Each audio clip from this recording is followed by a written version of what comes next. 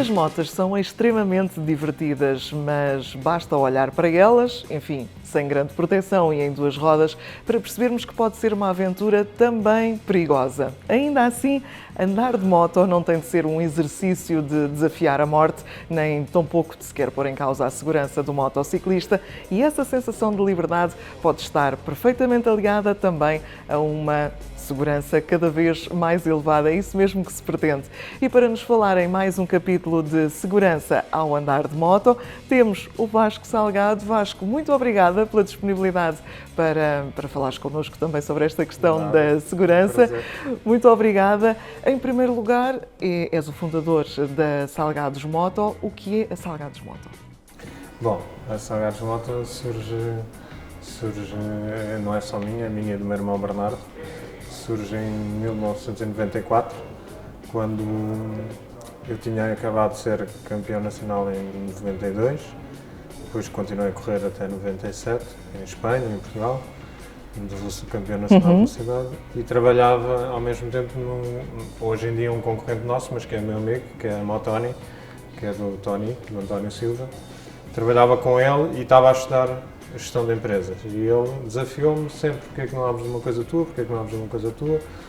E eu estava já a pensar, estava a terminar o curso, o meu irmão também tinha acabado o curso de gestão de empresas, e com o desafio dele decidimos arrancar e começámos então a empresa, os dois, dedicados à importação e distribuição de acessórios para moto, mas mais dedicado ao condutor.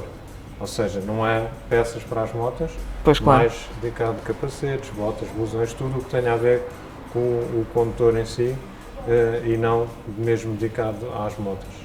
A Motónica, de resto, também apoia os irmãos Amaral, portanto, são tudo ligações muito grandes ao universo. Muito amigos, sim, e continua a ser muito amigo do Tony, e que foi ele que me desafiou. E hoje em dia ajuda-me e eu ajudo, se o que for preciso. Apesar de sermos concorrentes, temos empresas iguais a fazer o mesmo género de negócio, mas é uma concorrência saudável. Uma concorrência saudável, isso mesmo. Em relação a esta questão da segurança, como é que o motociclista pode ser bem visível aos olhos dos outros? Bom, em questão de termos de segurança, hoje é sempre difícil o motociclista ser visível, porque as motas são muito rápidas, as guias, e passam pelo meio dos carros, e às vezes as pessoas não se apercebem. Eu próprio sou utilizador de moto, às vezes aparecem motas por trás quando vou de carro que nem me apercebo. Mas eu acho que é importante. Hoje em dia as motas todas têm luzes, as luzes acesas obrigatoriamente, porque antigamente as pessoas esqueciam-se de acendê-las, apesar de ser obrigatório. Pois é. Também hoje já vêm obrigatoriamente ligados nas motas, ajuda bastante a ser visíveis. E depois, utilizar equipamentos com cores. Ainda existe muito em Portugal a mania de usar o preto, que é um erro porque não são tão visíveis, né? Se as pessoas utilizarem, existem tantas cores hoje em dia, os fluorescentes, mesmo vermelhos, laranjas, que te fazem, ou o branco, no mínimo o branco, que também é muito visível. As pessoas sejam muito mais visíveis do que andarem todos de preto, não é? Porque se as pessoas andarem todas de preto e depois sem luzes, claro que acaba por ser complicado para os carros conseguir identificar o aparecimento de uma moto. Exatamente, fica tudo muito misturado, tudo muito escuro, com o alcatrão, com todo o ambiente cinzento. Então, ou se for à noite, ainda pior. Não é? Portanto, roupa fluorescente é uma boa dica. Sempre, aliás, o capacete que eu vim hoje é mesmo amarelo fluorescente, porque acho que ajuda bastante à noite, e quando os faróis incidem sobre as motas, é muito mais fácil para um condutor do carro verificar que está ali alguém do que se for todo preto. Claro que sim. Claro que sim. É essencial. E quando estás no papel de automobilista, qual é a principal dica que podias dar para termos cuidado também com quem vai numa moto? Eu acho que é importante os automóveis perceberem que as motas são veículos um bocadinho mais rápidos do que os automóveis. Ou seja, muitas vezes os acidentes acontecem porque o carro aparece e diz: eu posso entrar neste cruzamento, mas a moto anda sempre um bocadinho mais depressa, e de repente quando ele arranca a moto já lá está. Não acontece quando vem um carro. Não é? Portanto, os carros têm que ter alguma atenção, e acho que também existe algum descuido das pessoas que conduzem os carros, porque como estão ali sentados, protegidos, dizem, vou entrar neste cruzamento, a moto é que para. O problema é que a moto às vezes não consegue parar, ou às vezes tem que se atirar para o chão para não bater. Para não provocar e a pessoa que está no carro nem choque. vê às vezes e vai embora. Portanto, acho que devia haver algum cuidado, embora eu acho que hoje em dia está melhor, como há muitas motas já a andar, acho que já existe algum cuidado, mas é claro que nem sempre toda a gente tem esse cuidado que devia ter com Essa as cautela. motas, não é? Até porque às vezes são muito distraídos com os telemóveis e acaba por ser um Sim, é um inimigo. É um inimigo da atenção ao volante.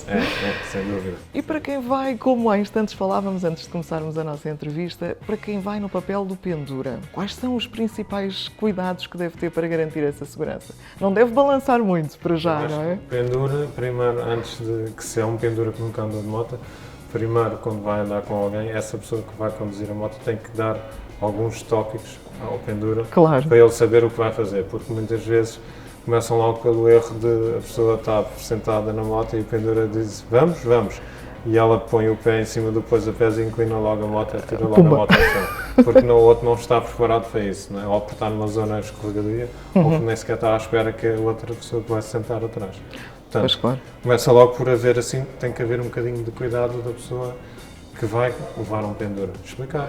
Olha, quando fores sentar na moto, avisa-me, podes pôr o pé aqui, mas avisa-me que é para estar preparado a fazer força. E depois, tentar andar um bocadinho o mais junto possível do condutor, que é para não haver dois corpos em sentidos opostos, que é o que acontece muitas vezes, as pessoas com medo andam para trás Exatamente. e isso ainda desestabiliza mais o condutor. Provoca desequilíbrio. Não é? Provoca o desequilíbrio. Ou então estarem a curvar para a esquerda e o pendura está a fazer força para o lado direito, ou o inverso. Portanto, essas são tudo coisas básicas que se podem ensinar ao pendura antes de começar a andar, que é Pois para claro. evitar depois vir a ter problemas quando vão a circular ou quando precisa de alguma manobra assim um bocadinho mais inesperada. Exatamente. E se houver este cuidado de explicar, é muito mais fácil. E o pendura vai usufruir muito mais também. Exatamente, também vai aproveitar a viagem e o ritmo certo. Exatamente. Pela tua muito longa experiência ligada a esta matéria das motas, o estado de espírito que a pessoa tem quando se senta numa moto influencia também a segurança? Se estiver relaxado, descontraído, a viagem tem tudo para correr melhor? Sem dúvida, porque ou se estiver eufórico pode correr pior, portanto... Pronto, o outro extremo. O outro extremo. Sem dúvida, a pessoa se estiver relaxada, se estiver bem consigo próprio, está concentrada, está a ver o que é que está a fazer, está a desfrutar, porque andar de moto consegue-se desfrutar muito, apesar de, ao contrário, quando a pessoa vai só no carro. Mas claro. E acho que o estado, se a pessoa estiver bem consigo própria, se estiver feliz, se estiver contente ali, consegue usufruir e esquecer-se de tudo e vai concentrado. E vai correr melhor. Principalmente é estar muito concentrado a conduzir de moto. As motas não são perigosas, as pessoas que andam nelas é que as fazem perigosas. Pois, lá está. Por isso, portanto, sem dúvida que influencia, não é? Às vezes a pessoa vai chateada, até pode causar, a pessoa vai em stress e vai reclamar e depois às tantas, quando dá por si, já nem está a conduzir, está a fazer só as geneiras. Portanto, sem dúvida que é uma influência. Claro. Nada como haver uma boa dose de boa disposição, mas sem ser exagerado. Eu acho que logo quando as pessoas sentam a andar de moto ficam logo bem dispostas. É uma terapia. É uma terapia para toda a gente, acho eu. Em relação a estes equipamentos todos em que estamos aqui neste ambiente, o que é que há de novo em matéria de luvas, botas, blusões? O que é que existe agora em bom? Tem tido uma grande evolução, não é? Hoje em dia até existe uma série de normas europeias que obrigam, que antigamente não havia, não é? As pessoas, qualquer marca podia fazer o que quisesse e havia capacetes que nem sequer eram homologados e havia blusões que eram feitos de qualquer maneira, ou luvas.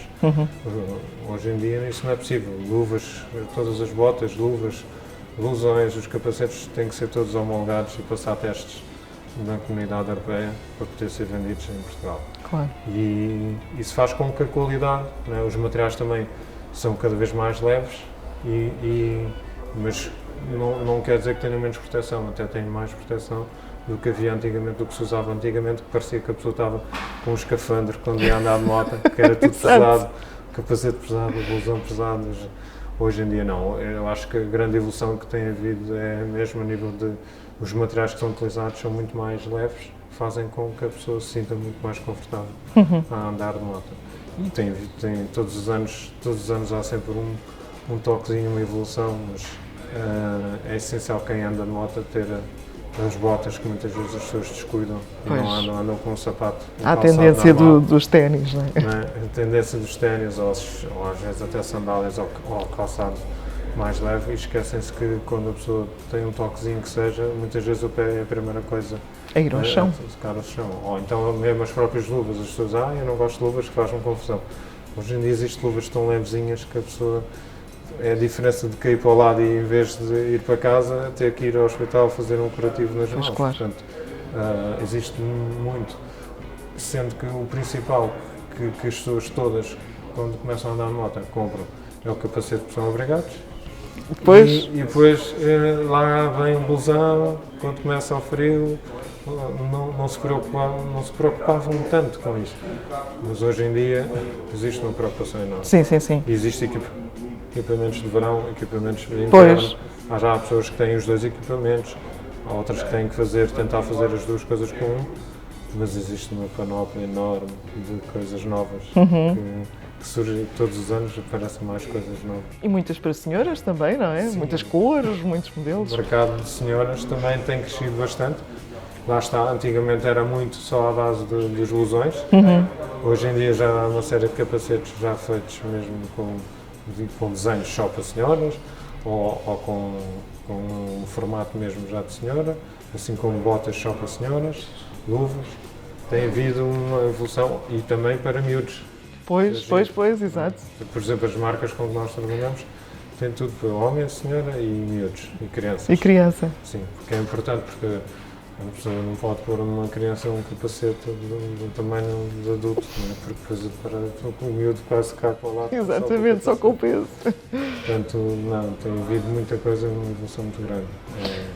É bom. É bom, exatamente. É bom ver isso. Ó Vasco, e de quanto em quanto tempo é que é indicado substituírem-se estes equipamentos? Eu sei que dependerá muito do uso. Há de ser diferente de quem anda todos os dias de moto ou quem anda só ao fim de semana. Mas aproximadamente, a que sinais é que devemos estar atentos para substituir estes equipamentos? Parece um capacete, se estiver parado em casa, estraga-se mais do que se estiver a utilizar. Porque os forros vão se desfazendo com umidade e sendo de todo lado isso acontece. E a pessoa às vezes, mas o capacete está novo, eu não usei. Mas o próprio forro e o interior, a calota, o esferovite, começa a perder as qualidades que têm quando são novos. E eles aconselham as fábricas a troca de capacete de 5 em 5 anos. Ok.